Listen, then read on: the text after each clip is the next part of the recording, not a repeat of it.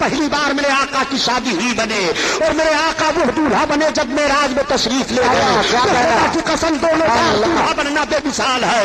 اعلیٰ حضرت عظیم البرکات معراج میں دولہا بننے کا نقشہ یوں کھینچتے ہیں کہ وہ سروارے کی شوارے رسالات جو عرش پہ جلوہ گر ہوئے تھے اور نئے نرالے رب کے ساما رب کے مہمان کے لیے تھے. اللہ اللہ آقا کریم صلی اللہ تعالی علیہ وسلم دولہا بنے. حضرت خدیجہ کے بھائی چچیرے ورقہ بن نوفل حضرت علی کے باپ ابو طالب سے کہتے ہیں کہ آپ خطبہ پڑھیے. اب حضرت علی کے باپ ابو طالب جب خطبہ پڑھنے کے لیے کھڑے ہوئے تو ساری تعریف آقا کی کرتے ہیں, اور جب خدیجہ کے بھائی چچیرے بھائی ورقہ بن نوفل کھڑے ہوئے تو وہ بھی ساری تعریف آقا کے کرتے ہیں. حضرت خدیجہ کا رشتے نکاح ہوا.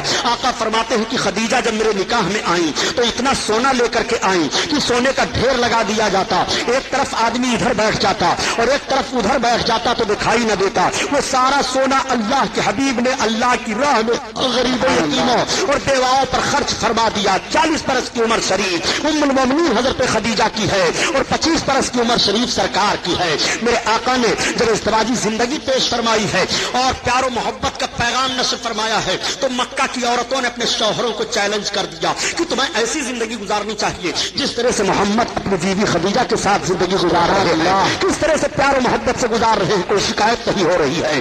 آقا کریم صلی اللہ علیہ وسلم کی مقدس زندگی آگے بڑھتی چلی جا رہی ہے. حضرت خدیجہ سے بچے پیدا ہوئے. حضرت فاطمہ الزہرا حضرت خدیجہ ہی کی بچی ہیں. آقا کریم صلی اللہ تعالی علیہ وسلم کی عمر شریف اب 40 برس کی ہو گئی ہے. اس عرصہ میں میرے سرکار تجارت کر رہے ہیں. اس عرصہ میں میرے سرکار ایک ازدواجی زندگی پیش فرما رہے ہیں. ایسا خوشگوار ماحول دے رہے ہیں کہ مکہ کے نوجوان اور مکہ کے سارے لوگ دیکھ دیکھ کر کے اپنی زندگی کو اسی نقش قدم پر مرتب کرنا چاہ رہے ہیں. آقا کی عمر شریف جب 40 برس کی ہو گئی تو میرے سرکار کو عبادت کا ذوق بڑھا ہوا ہے. سرکار عبادت فرمانے کے لیے غار حرا میں پہاڑی میں تشریف لے جایا کرتے تھے جس کو آج کل جبل نور کہا جا رہا ہے. سرکار اس پہاڑی پر چڑھ کر کے, اس پہاڑی میں ایک کھوہ ہے, اس کھوہ میں جلوہ افروز ہو کر کے اپنے رب کو یاد کیا کرتے تھے. میں جب حج کرنے کے لیے گیا تھا پیارے, میں نے اندازہ لگایا کہ غار حرا اتنی اونچائی پر ہے. اس وقت تو راہ بنا ہوا ہے, ہوٹل بنے ہوئے ہیں, کھانے پینے کی سہولتیں ہو گئی ہیں, مگر آج سے 1400 برس پہلے اس کا ماحول کیا رہا ہوگا, یہ پہاڑی کس طرح سے رہی ہوگی. میرے سرکار صلی اللہ تعالی علیہ وسلم اتنی اونچائی پر کیا تشریف لے گئے عبادت فرمانے کے لیے. اور بھی مکہ میں تو پہاڑیاں ہیں, لیکن دیکھنے کے بعد صرف اندازہ یہ لگا اور یہ بات صحیح ہے کہ میرے سرکار جہاں بیٹھ کر کے عبادت کر رہے تھے غار حرا میں, اگر وہاں سے دیکھا جائے تو کعبہ دکھائی دے رہا ہے. اس وقت بلڈنگیں بنی ہوئی ہیں. میرے سرکار جب اس وقت جلوہ افروز ہوتے رہے ہوں گے تو کعبہ کی چوکھٹ تک دکھائی دیتی رہی ہوگی. اللہ اللہ, اس لیے میرے سرکار اس پہاڑی کو منتخب فرماتے ہیں. کعبہ کو دیکھ رہے ہیں, عبادت فرما رہے ہیں. 40 برس کا عرصہ گزر گیا ہے, آپ عبادت کر رہے ہیں. آپ کی عبادت کا حال یہ تھا کہ کھانے پینے کا سامان آپ لے کر کے جایا کرتے تھے اور کئی کئی رات دن نہیں عبادت فرمایا کرتے تھے. 40 برس کا عرصہ گزر گیا. اللہ تعالیٰ کی طرف سے حضرت جبریل علیہ السلام کو حکم ہوا, جبریل میرے محبوب کی بارگاہ میں وہی لے کر کے جاؤ اور میرے محبوب کو حکم سناؤ کہ اپنی نبوت و رسالت کا اعلان کریں, میرے توحید کا اعلان کریں, وحدانیت کا اعلان کریں. آج کچھ لوگ کہہ دیا کرتے ہیں کہ 40 برس کے بعد محمد کو نبوت ملی ہے. میں عرض کرتا ہوں جملہ سنبھالو, قلم سنبھالو, تاکہ ایمان کا جنازہ نہ نکل لے پائے. نبی کو 40 برس کے بعد نبوت نہیں ملتی ہے, بلکہ نبی کو 40 برس کے بعد اعلان نبوت کا حکم ملتا ہے. نبوت ملنے کی بات کر رہے ہو تو نبی کی نبوت کب سے ہے پتہ نہیں لگا سکتے ہو. نبی کونین سے صحابہ نے عرض کیا تھا, یا رسول اللہ آپ کب سے نبی ہوئے ہیں؟ تو آقا نے ارشاد فرمایا تھا, میں اس وقت سے نبی ہوں جب حضرت آدم علیہ السلام مٹی اور پانی کے درمیان نبوت پتہ لگا نہیں پاؤ گے. اعلان نبوت کا وقت تو ضرور معلوم ہے کہ نبی 40 برس کے بعد اعلان نبوت فرما رہے ہیں اور رب حکم دے رہا ہے. حضرت جبریل علیہ الصلوۃ والتسلیم پہلی وحی لے کر کے غار حرا میں آقا کریم صلی اللہ علیہ وسلم پر نازل ہو رہے ہیں. اور جب حضرت جبریل نازل ہوئے تو رب کے محبوب کی بارگاہ میں عرض کر رہے ہیں, اقرا پڑھو, اقرا پڑھو. ایک جملہ میں اور عرض کرتا چلوں پیارے, اقرا کے لفظ سے پہلی وحی آقا پر نازل ہو رہی ہے. یہیں سے پتا چلا کہ امت محمدیہ کے افراد کو پڑھنا چاہیے. آج ہم لوگ تعلیم कैसे किस तरह दूर दिखाई दे रहे हैं। हम तालीम की तरफ जोर नहीं दे रहे हैं। नबी कौनैन पर जो वही का पहला लफ्ज नाजिल हो रहा है, इकरा महबूब पढ़ो। आका फरमाते हैं माना बेकारी में पढ़ने वाला नहीं हो, माना बेकारी में पढ़ने वाला नहीं हो। आका करीम ने जब ये फरमाया तो हजरत जिब्रील अलैहिस्सलाम ने दबोचा। अल्लाह के हबीब सल्लल्लाहु तआला अलैहि वसल्लम से फिर अर्ज करते हैं इकरा बिस्म रब्बिकल लज़ी, अपने रब के नाम से पढ़िए। जैसे रब का नाम लेना था सरकार ने पढ़ना शुरू किया। अब हजरत जिब्रील अलैहिस्सलाम गए, अल्लाह के हबीब सल्लल्लाहु अलैहि वसल्लम तशरीफ लाए और अपनी बीवी हजरत खदीजा से फरमाते हैं ज़म्मिलूनी ज़म्मिलूनी, मुझे कंबल ओढ़ाओ कंबल ओढ़ाओ, मेरे जिस्म पर लर्जा तारी है, मुझे कुछ खशियत लग रही है, मैं कुछ खौफ सा महसूस कर रहा हूँ। इतना सुनना था कि हजरत खदीजा ने कंबल ओढ़ा दिया और अर्ज किया मेरे सरताज आप घबराएं नहीं, आप पर कोई खौफ नहीं होगा। आप सिला रहमी करते हैं, आप यतीमों की देखभाल करते हैं, आप बेवाओं की खबरगिरी करते हैं। हजरत खदीजा ने सरकार को लिया और अपने चचेरे भाई वर्का बिन नौफल के पास फिर गई और सारा माहौल बयान कर देती हैं। हजरत वर्का बिन नौफल ने कहा ऐ काश मैं उस वक्त होता जब आपकी उम्मत आपको निकाल देगी अपने वतन से, और ये जो कैफियत आप बयान दे रहे हैं ये तो वही नाजिल होने की कैफियत है। आका फरमाते हैं क्या मेरी कौम मुझको वतन से निकाल देगी? वर्का बिन नौफल ने कहा हाँ, हर पैगंबर के साथ सख्ती की गई है। ये कह करके वो खामोश हो गए। आका करीम सल्लल्लाहु अलैहि वसल्लम तशरीफ लाए। अब कुछ रोज के लिए वही का सिलसिला बंद है। आका सल्लल्लाहु अलैहि वसल्लम पर फिर जब दोबारा वही नाजिल हुई तो रब ने इरशाद फरमाया महबूब अब अपने अकारिब को, अजीजों को, रिश्तेदारों को मुझसे डराओ, अपनी नबूवत और रिसालत का ऐलान करो, मेरी वहदानियत का ऐलान करो। अल्लाह के हबीब सल्लल्लाहु तआला अलैहि वसल्लम ने सारी कौम की दावत ली और दावत लेने के बाद सरकार ने दावत खिला दिया और खिलाने के बाद आका इरशाद फरमाते हैं मेरी कौम सुनो, मैंने किस लिए तुम्हें बुलाया है। आज मैं तुम्हें बताना चाहता हूँ क़ुलू ला इलाहा इल्लल्लाह तुफ्लिहू, तुम ला इलाहा इल्लल्लाह पढ़ लो फलाह पा जाओगे। मैं अल्लाह का रसूल हूँ। इस ऐलान का फरमाना था कि सारी कौम के लोग चले जा रहे हैं और कह रहे हैं ये बात समझ में नहीं आ रही है कि मोहम्मद क्या कह रहे हैं, हम इस बात को समझ नहीं पा रहे हैं।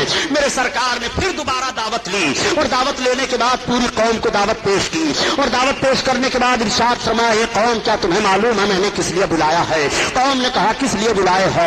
आपने फरमाया क़ुलू ला इलाहा इल्लल्लाह तुफ्लिहू इन्नी रसूलुल्लाह, तुम सबके सब कलमे तैयबा पढ़ लो मैं अल्लाह का रसूल हूँ फलाह पा जाओगे। ये ऐलान करना था कि कौम फिर भाग रही है। अल्लाह के हबीब सल्लल्लाहु तआला अलैहि वसल्लम ऐलान कर रहे हैं मगर कौम नहीं सुन रही है। मेरे सरकार ऐलान फरमा रहे हैं मगर कौम तवज्जो नहीं दे रही है। उस वक्त हजरत अबू बकर सिद्दीक मक्का से तिजारत करने के लिए तशरीफ बाहर ले गए थे। आपको रईस मक्का कहा जाता है। वो बाहर जा रहे थे और शाम के करीब पहुंचे। शाम हो गई थी, एक झाड़ियां पड़ी, उन झाड़ियों में एक गिरजा घर पड़ा। उस गिरजा घर के करीब आपने अपने गुलाम से फरमाया कि जाओ पूछ लो तिजारत का सामान रात का वक्त हो गया है वहां रख दिया जाए और ये पूरा तिजारती काफिला यहीं आराम कर ले। जब आपका गुलाम जाता है और जाने के बाद राहिब के गुलाम से मिलता है तो राहिब के गुलाम ने कहा नहीं हम इजाजत नहीं दे सकते हैं, अगर तुम इजाजत लेना चाहते हो तिजारत के सामान को रखने के लिए तो चलो हमारे आका के पास। राहिब के पास खादिम आपका पहुंच जाता है गुलाम और उसने जाकर के बताया। राहिब ने कहा किस मक्का से तुम आए हो? जो खजूरों के झुरमुट में आबाद है, हाँ हाँ, जो दो पहाड़ियों के दरमियान में है, हाँ। किस मक्का से तुम आए हो? वही मक्का जिस मक्का में जमजम है, हाँ, उसी मक्का से तुम आए हो। उसने सारी बातों का जवाब दिया। कहा अच्छा जाओ तुम अपने आका को बुला लाओ। अब वो खादिम आया और उसने अर्ज किया हजरत अबू बकर इब्न क़हाफ़ा से कि आप चलिए पादरी पहले आपको बुला रहा है, बिला आपके मशवरा और आपके पूछे हुए तिजारत के सामान को रखने की इजाजत नहीं देगा। हजरत अबू बकर सिद्दीक पहुंच गए। जैसे आप पहुंचे तब तक राहिब खड़ा हो गया और उसने आपकी पेशानी को चूम लिया और चूमने के बाद आपके हाथ को हाथ में ले लिया और उसने कहा ए अबू बकर इब्न क़हाफ़ा तुम मुझे इजाजत दो मैं तुम्हें अमीरुल मोमिनीन कहूं। तब तक हजरत अबू बकर सिद्दीक चौंक पड़े। आपने कहा अजीब मामला है, तुम अमीरुल मोमिनीन मुझे कहोगे? कहा खसा होने की जरूरत नहीं है। ए अबू बकर इब्न क़हाफ़ा इस वक्त मक्का में नबी मबूस हुए हैं और उन्होंने नबूवत का ऐलान किया है। उनका कलमा सबसे पहले तुम पढ़ोगे और उनके खलीफा सबसे पहले तुम बनोगे। अमीरुल मोमिनीन पहले तुम्हें कहा जाएगा। ये मैं यूं ही नहीं बता रहा हूँ बल्कि मेरे पास ये सारी निशानियां मौजूद हैं। हजरत अबू बकर का यह सुनना था कि एक अजीब हैजानी कैफियत हो जाती है। रात गुजर जाती है, सामान तिजारत रख दिया जाता है और फिर जब सुबह हुई तो आपने वही अपने तिजारत के माल को ताजरों को दे दिया और वहीं से वापस आ गए। जब आप मक्का में पहुंचे तो आप آپ نے سنا واقعی اللہ کے حبیب نے نبوت و رسالت کا اعلان فرما دیا ہے. مکہ میں سب سے پہلے ابو جہل مل گیا اور ملنے کے بعد کہتا ہے اے ابو بکر ابن قحافہ آ جاؤ آ جاؤ, ابھی تم تجارت سے آ رہے ہو؟ کہا ہاں. کہا تمہارے ساتھی محمد تو رسول اور نبی ہونے کا دعویٰ کر رہے ہیں. حضرت ابو بکر نے فرمایا ابھی میں کچھ جواب نہیں دے سکتا ہوں, ابھی راستے کے گرد و غبار میں آتا ہوا ہوں, ابھی میں فرصت پا جاؤں سکون ہو جائے پھر جائزہ لیتا ہوں. آپ اپنے گھر گئے, سارا سامان رکھا اور رکھنے کے بعد گھر والوں سے پوچھا بتاؤ تمہیں محمد کا پتہ ہے کہیں؟ گھر والوں نے کہا ہم ان کا پتہ تو نہیں جانتے ہیں, البتہ انہوں نے اپنی نبوت و رسالت کا اعلان کر دیا ہے جس سے مکہ میں ایک انقلاب برپا ہو گیا ہے. آپ نے پوچھا کسی نے ان کو نبی مانا کہ نہیں مانا؟ گھر والوں نے کہا ابھی ہمیں یہ پتہ نہیں ہے کہ ان کو کسی نے نبی رسول تسلیم کیا کہ نہیں کیا. اب آپ پتہ لگاتے ہوئے چلے جا رہے ہیں. پتہ چلا کہ اسی پہاڑ کی طرف آپ تشریف لے گئے ہیں. میرے آقا فاران کی چوٹی پر تشریف فرما ہے. ادھر سے حضرت ابو بکر صدیق جا رہے ہیں. جیسے سرکار پر نگاہ پڑی آقا نے حضرت ابو بکر کو دیکھا, اٹھ کر کے کھڑے ہو گئے اور آقا ارشاد فرماتے ہیں ابو بکر آؤ آؤ, اہلاً و سہلاً مرحبا, اہلاً و سہلاً مرحبا. اب حضرت ابو بکر آگے بڑھ رہے ہیں اور آقا بھی چند قدم آگے بڑھ رہے ہیں. میں عرض کرنا چاہتا ہوں پیارے, امتی کے لیے نبی کھڑے ہو رہے ہیں. اگر امتی کے لیے نبی کھڑے ہو جائیں تو کیسی بات ہے, اور نبی کی تعظیم کے لیے امتی کھڑا ہو جائے تو گناہ کی بات کیسے کر رہے ہو؟ حضرت رسول کائنات ابو بکر ابن قحافہ کے لیے کھڑے ہو رہے ہیں. اور جب آپ کھڑے ہو گئے, سرکار ابو بکر سرکار کے قریب پہنچے تو آقا نے ہاتھ میں ہاتھ لیا, مبارکباد پیش کی. فرماتے ہیں ابو بکر ابن قحافہ میں اللہ کا رسول ہوں. حضرت ابو بکر صدیق نے صرف اتنا عرض کیا تھا کہ جو نبی اور رسول ہوتا ہے وہ اپنے نبوت و رسالت کی کوئی نشانی پیش کرتا ہے. تب تک میرے آقا ارشاد فرماتے ہیں اے ابو بکر ابن قحافہ, کیا راہب نے جو گرجا گھر میں تمہیں میرے لیے بشارت دی ہو کافی نہیں ہے میرے رسالت کرنا تھا؟ میرے آقا سے حضرت ابو بکر نے عرض کیا ہے میرے آقا اب رہنے دیجئے, مجھے کلمہ پڑھائیے, اسلام میں داخل فرما لیجیے. صدیق عظیم شخصیت ہے جو پہلی بار کلمہ پڑھ کر کے پہلے انسان مذہب اسلام میں داخل ہو رہے ہیں. سبحان اللہ کرتا چلوں یہ مسلمانوں, واقعہ سنانا مقصد نہیں ہے, بات صرف سمجھا دینا چاہتا ہوں کہ سب سے پہلے حضرت ابو بکر صدیق کے دل میں کلمہ پڑھنے کی تحریک کیسے پیدا ہوئی. علم غیب مصطفیٰ کو جان کر کے ان کے دل میں تحریک پیدا ہوئی کلمہ پڑھنے کی. سب سے پہلا انسان جو نبی کے علم غیب کو تسلیم کر کے کلمہ پڑھ رہا ہے. آج کچھ ایسے لوگ ہو گئے ہیں جو خدا کی عطا سے بھی نبی کے علم غیب کا انکار کر رہے ہیں. میں عرض کرنا چاہتا ہوں اسلام میں تمہارا داخلہ کیسے رہے گا.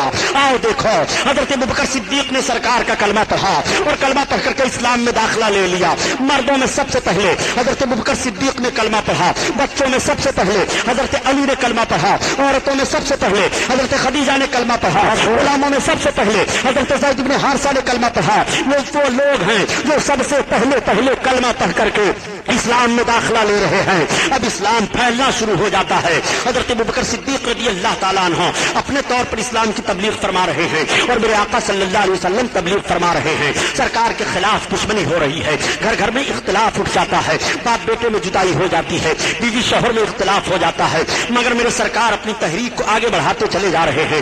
مکہ والے بہت تنگ کر رہے ہیں, اتنا تنگ کر رہے ہیں کہ راستہ چلنا دشوار ہو جاتا ہے. بازاروں میں ابو لہب ابو جہل یہ شقی القلب مردود لوگ گھوما کرتے تھے اور لوگوں سے کہا کرتے تھے اے لوگوں محمد کی بات نہ سنو, اگر ان کی بات سنو گے تو اپنے دین سے ہٹ جاؤ گے, یہ اعلان کیا کرتے تھے. مگر میرے سرکار بھی رسالت کا پیغام پہنچایا کرتے تھے. ایک روز میرے سرکار آبادی سے باہر تشریف لے گئے ہیں.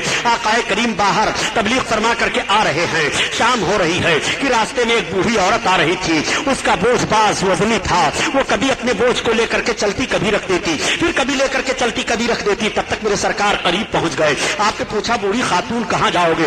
اس نے اپنے منزل کی نشاندہی کر دی. آقا نے اس کے بوجھ کو سنبھال لیا. اب سرکار چل رہے ہیں اور وہ بوڑھی عورت چل رہی ہے. میرے آقا آہستہ آہستہ چل رہے ہیں تاکہ بوڑھی عورت کو تکلیف نہ ہونے پائے. اس خاتون نے پوچھا اے عرب کے شریف مرد, یہ تو بتاؤ کہ کس قبیلے سے تعلق رکھتے ہو؟ آقا نے فرمایا میرا تعلق قبیلے قریش سے ہے. وہ پوچھتی ہے قبیلے قریش میں ایسے ایسے لوگ ہیں, بڑے اچھے ہو. یہ پوچھتے ہوئے وہ چلی جا رہی ہے. اس نے کہا اب ٹھہر جائیے. جب میرے سرکار ٹھہرے تو کہا رکھ دیجیے, یہی میرا غریب خانہ ہے. آقا نے اس کے بوجھ کو رکھا, میرے سرکار چلنے لگے تو اس نے کہا آپ مزدوری لے لیجئے. آقا نے فرمایا مجھے مزدوری کی ضرورت نہیں ہے, میں آ رہا تھا تمہاری ضرورت تھی, میں نے تمہاری ضرورت کو حل کر دیا. اس نے کہا آپ بڑے اچھے شریف مرد ہو, عرب میں ایسے شریف کم پائے جا رہے ہیں جو دوسروں کی مدد اس طرح سے کر دیا کرتے ہوں اور اجرت نہ لیتے ہوں. آپ نے یہ تو بتایا کہ میرا تعلق قبیلے قریش سے ہے, قبیلے قریش میں ایسے شریف لوگ پائے جا رہے ہیں. میں نے سنا ہے کہ قبیلے قریش میں محمد ابن عبداللہ پیدا ہوئے ہیں جو نبوت و رسالت کا دعویٰ کر رہے ہیں. اے عرب کے شرائع شریف مرد, کیا تم ان کو جانتے ہو؟ آقا نے مسکراتے ہوئے فرمایا اے بوڑھی عورت بتاؤ کیا تم انہیں پہچان رہی ہو؟ اس عورت نے کہا میں ان کو پہچان کر کیا کروں گی, میں نے سنا ہے کہ ان کی بولی جو سن لیتا ہے وہ اپنا مذہب چھوڑ دیتا ہے, ان کا دین قبول کر لیا کرتا ہے. میں صرف اس لیے تم سے پوچھ رہی ہوں کہ تم بڑے شریف ہو اور نرم دل ہو, ان کے قریب نہ جانا, وہ بھی قبیلے قریش سے تعلق رکھتے ہیں. تب تک آقا نے ارشاد فرمایا اے خاتون جس مرد کے تعلق سے تم نے سنا ہے محمد ابن عبداللہ میں ہی ہوں, محمد ابن عبداللہ تم ہی ہو, تو سب سے پہلے مجھے کلمہ پڑھاؤ.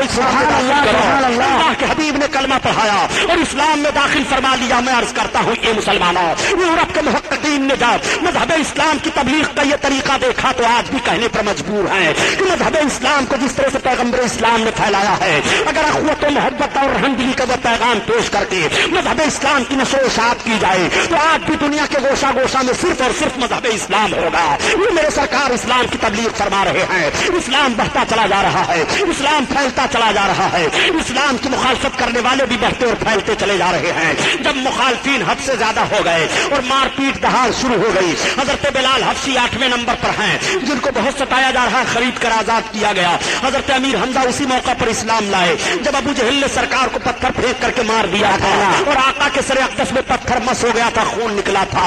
حمزہ باہر گئے ہوئے تھے, آتے ہیں اور بیوی نے بتا دیا کہ قبیلے قریش کے نوجوانوں کو کیا ہو گیا ہے کہ محمد جیسے شریف اور امین و صادق کو ایسے لوگ پتھر پھینک دیں, ان کو ناموس کی کا بھی خیال نہیں آ رہا ہے. اتنا سننا تھا کہ سرکار کے چچا حضرت حمزہ آگے بڑھے تھے, ابو جہل کو مارا اور اس کے سر کو پھوڑ دیا تھا, ہاتھ توڑ دیا تھا, بڑا ہنگامہ ہوا تھا. اور اس کے بعد حرم شریف میں گئے, میرے آقا نماز پڑھ رہے تھے. حرم شریف میں جانے کے بعد کہتے ہیں اے میرے بھتیجے خوش ہو جاؤ, میں نے اس مردود سے تمہاری چوٹ کا بدلہ لے لیا ہے. آقا فرماتے ہیں چچا جان اس وقت تک میں نہ خوش ہوں گا جب تک آپ کا کفر نہ ٹوٹ جائے. آپ نے عرض کیا ہے بیٹا مجھے آپ کی خوشی منظور ہے, اگر کلمہ پڑھنے میں خوش ہو رہے ہو تو لو مجھے کلمہ پڑھاؤ, میں کلمہ پڑھ رہا ہوں. اسلام میں داخل ہو گئے, اسلام بڑھتا جا رہا ہے. 40ویں نمبر پر حضرت عمر فاروق اعظم ہیں, اسلام قبول کر رہے ہیں.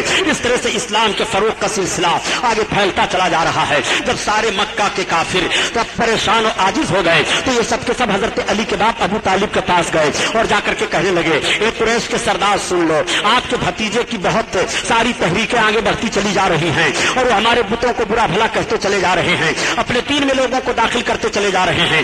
آپ ان کو روکیے, اگر وہ ہم سے عرب کے کسی حسین و جمیل لڑکی سے شادی کرنے کے لیے مانگ کریں تو ہم تیار ہیں, اگر وہ ہماری سرداری چاہتے ہو تو ہم سرداری دینے کے لیے تیار ہیں. وہ ہمارے معبودوں کو برا بھلا نہ کہیں, ہمارے معبودوں کی برائی نہ کریں. حضرت علی کے باپ ابو طالب نے کہا بیٹا سن رہے ہو یہ لوگ کیا کہہ رہے ہیں؟ تو آقا ارشاد فرماتے ہوئے چچا جان اگر یہ لوگ میرے داہنے ہاتھ میں سورج لا کر رکھ دیں اور بائیں ہاتھ میں چاند لا کر کے رکھ دیں, جب بھی میں اپنی تحریک سے باز نہیں آؤں گا. یہ میں تحریک اپنی طرف سے نہیں چلا رہا ہوں, یہ رب کا حکم ہے جو میں تحریک چلا رہا ہوں اور میں اس سے باز نہیں آؤں گا.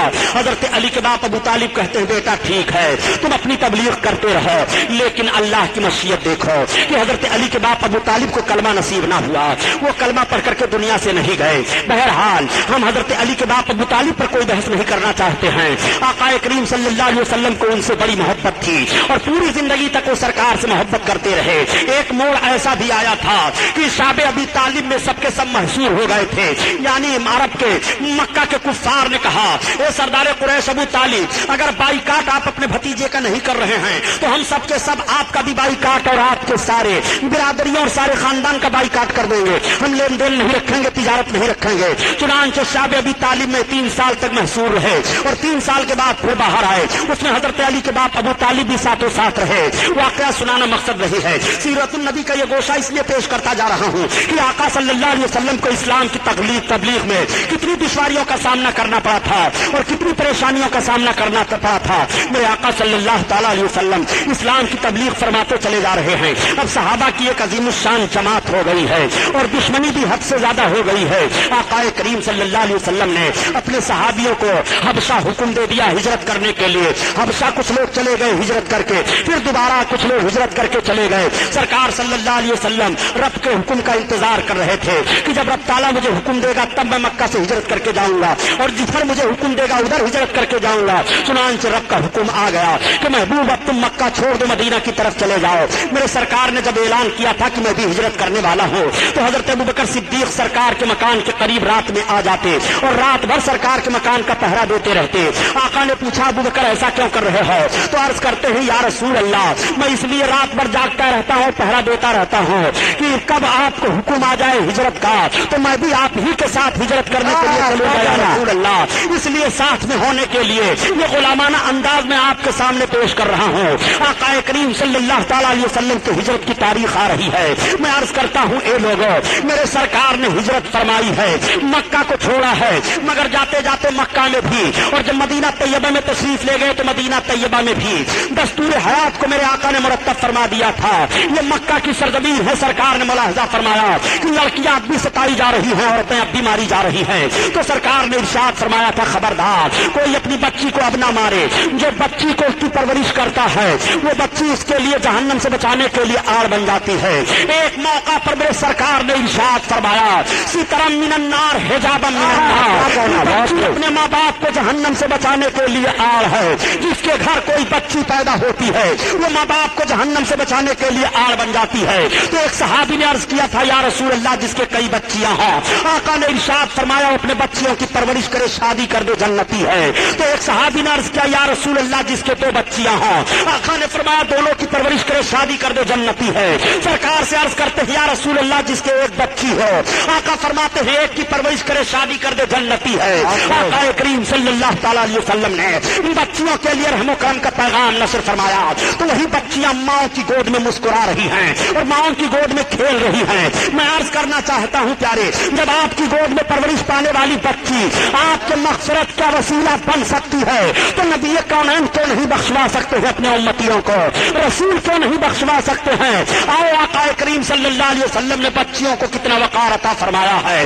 آج جب کچھ لوگ کہہ دیا کرتے ہیں کہ مذہب اسلام نے تو عورتوں کو پردہ کی چہار دیواری میں مقید کر دیا ہے اور عورتوں کو مجبور محض بنا دیا ہے، میں عرض کرتا ہوں مذہب اسلام نے صحیح نظریہ پیش کیا ہے۔ عورت پردہ کی چہار دیواری ہی میں رہنے والی شے ہے۔ عورت عورت ہے، وہ چھپ کر کے رکھی جائے اور چھپا کر کے رکھی جائے۔ عورتوں کو پارکوں میں گھومنے کے لیے نہیں پیدا کیا گیا ہے، دوش بدوش چلنے کے لیے نہیں پیدا کیا گیا ہے۔ عورتوں کو آفسوں میں بیٹھ کر کے تمہارے نگاہوں کی عیاشی کے لیے نہیں بنایا گیا ہے۔ عورتوں کو گھر کی رانی بنا دیا گیا ہے۔ عورت گھر کے لیے ایک عظیم الشان دولت ہے، عورت اپنے بچوں کے تربیت کے لیے ہے اور عورت اپنے شوہر اپنے مکان کے زینت کے لیے ہے۔ عورت عورت بن کر کے رہے۔ مذہب اسلام نے جو نظریہ پیش کیا ہے صحیح پیش کیا ہے۔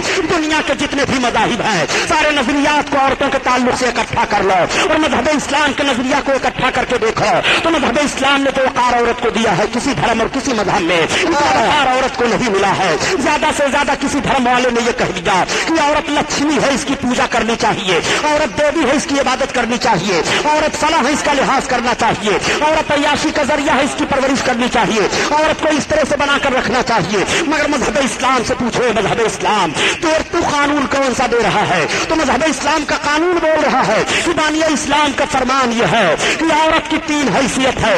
جب یہ بچی ہے تو اپنے ماں باپ کے لیے بخشش کا ذریعہ ہے، اور جب یہ عورت بنی تو شوہر کے لیے بخشش کا ذریعہ ہے، اور جب یہ ماں بنی تو اولاد کے لیے بخشش کا ذریعہ ہے۔ اس کا مرتبہ درجہ بدلتا جاتا ہے اور اس کا وقار بھی بڑھتا چلا جا رہا ہے۔ میں عرض کرنا چاہتا ہوں پیارے، وہی بچی ہے جب بچی کی حالت میں ہے تو ماں باپ کے لیے بخشش کا ذریعہ ہے، اور جب ماں کی حالت میں بنی تو اولاد کے لیے بخشش کا ذریعہ ہے، اور جب وہ عورت بنی تو شوہر کے لیے بخشش کا ذریعہ ہے۔ نبی کونین ارشاد فرما رہے ہیں کہ جب شوہر و بیوی مسکرا کر ملتے ہیں تو اللہ تعالیٰ ان کی بخشش فرما دیتا ہے۔ کہتا ہوں پیارے، یہ وقار کس نے دیا ہے؟ یہ عظمت کس نے دی ہے؟ یہ بہار کس نے دیا ہے؟ یہ بلندی کس نے دی ہے؟ یہ تمہیں شوکت کس نے دی ہے؟ یہ دستور حیات کس نے دیا ہے؟ یہ رسول ثابتہ کس نے دیا ہے؟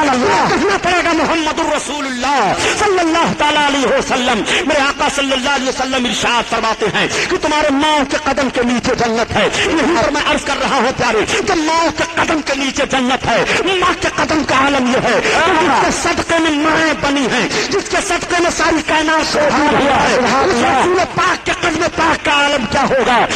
پار کا یہ عالم ہے، پار کا عالم کیا ہوگا؟ قل یا ایھا الناس انی رسول اللہ علیکم جمیعا، اے محبوب تم فرما دو کہ میں تم سب کی طرف اللہ کا رسول بن کر کے آیا ہوں۔ میرے آقا ساری کائنات کے لیے رسول ہیں، اور آقا کی مقدس زندگی ساری کائنات کے انسانوں کے لیے نمونہ عمل ہے۔ اور میں نے یہاں تک بیان کیا کہ آقا صلی اللہ تعالی علیہ وسلم مکہ شریف سے ہجرت کی تیاری فرما رہے ہیں اور رب کے حکم کا انتظار ہو رہا ہے۔ انشاءاللہ پھر آنا ہوا اس علاقے میں تو یہیں سے عنوان کو یاد دلا دیجیے گا، میں بیان کروں گا۔ اللہ تعالیٰ اس محفل کو قبول فرمائے۔ السلام علیکم وما علینا الا البلاغ۔